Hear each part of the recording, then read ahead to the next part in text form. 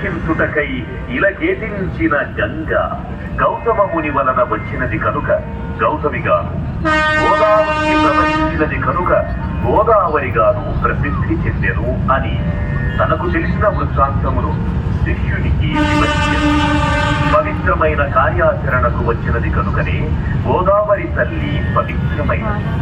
పశ్చిమ కనుమలలోని నాసిక్ నందుగల గోకర్ణికం నుండి ఒక చిన్న ధారగా ప్రవహించి నదిలా మారి దక్షిణాన భద్రాచలమందు రామపాదములను తాకి పంచవటి మీదుగా పాపికొండలను ముద్దాడుతూ ఉభయ గోదావరులకు జీవాధారమై అఖండ గోదావరిగా రాజమహేంద్రవరానికి పరమయింది. ఈ సప్త గోదావరికి సప్త ఋషులే ప్రతీకలై నిత్యహారతినిస్తున్నారు. భక్తులు నిశ్శబ్దాన్ని పాటించి హారతులు తిలకించ ప్రార్థన.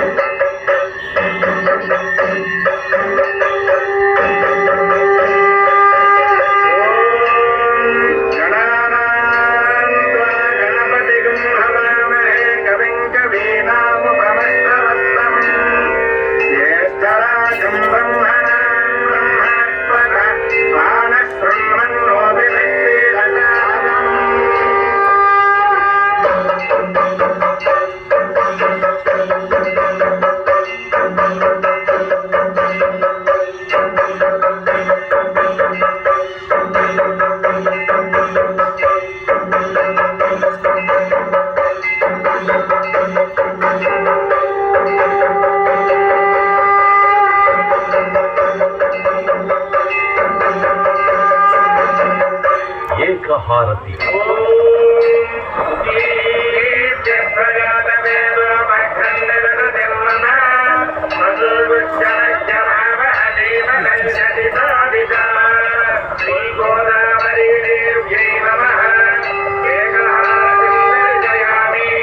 పరమేశ్వరుడు పరంజ్యోతి స్వరూపుడగుట చేత ఈ ఏకహారతిని దర్శించుకోవడం వల్ల పరమేశ్వరుడి అనుగ్రహం పొంది అజ్ఞానం నశించి జ్ఞానము ప్రకాశించు.